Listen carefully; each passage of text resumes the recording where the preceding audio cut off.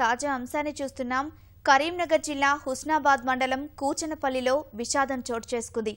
నీటి తొట్టెలో పడి ఇద్దరు చిన్నారులు మృతి చెందారు. దీనికి సంబంధించి పూర్తి సమాచారం మా ప్రతినిధి అలీముద్దీన్ అడిగి తెలుసుకుందాం. అలీముద్దీన్, చెప్పండి, పూర్తి సమాచారం ఏంటి?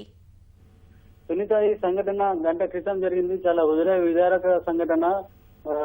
ఒక దీపావళి పండుగ సంబరాల్లో ఉండగానే కూచనపల్లిలో విషాదం అలుకుంది. ఈ గ్రామానికి చెందిన ఇరుగు విష్ణువర్ధన్, వేల్పుల మధుకర్ ఇద్దరు కూడా ఈత కొట్టడానికి వెళ్లి బావి వద్ద ఉన్న తొట్టెలో పడి ఇద్దరు చనిపోయారు. ఇద్దరు కూడా 7వ తరగతి చదువుతున్నారు. పక్కనే గోవర్ధనగిరి పాఠశాలలో ఇద్దరు 7వ తరగతి చదువుతున్నారు.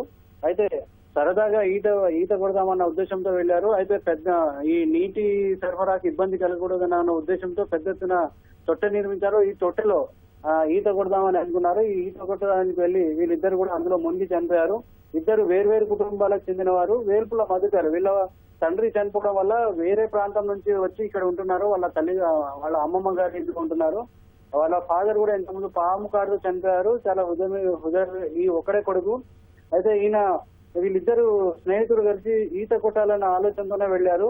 ఈ సంఘటన జరగడంతో ఈ గ్రామంలో తీవ్ర విషాదోత్సాహాలున్నాయి. వాళ్ళిద్దరు శవాలను బయట తీశారు. ఇప్పుడు పోలీసులు కూడా అక్కడికి చేరుకున్నారు. ఆ తర్వాత నిర్వహించాల్సిన కార్యక్రమాన్ని నిర్వహిస్తున్నారు.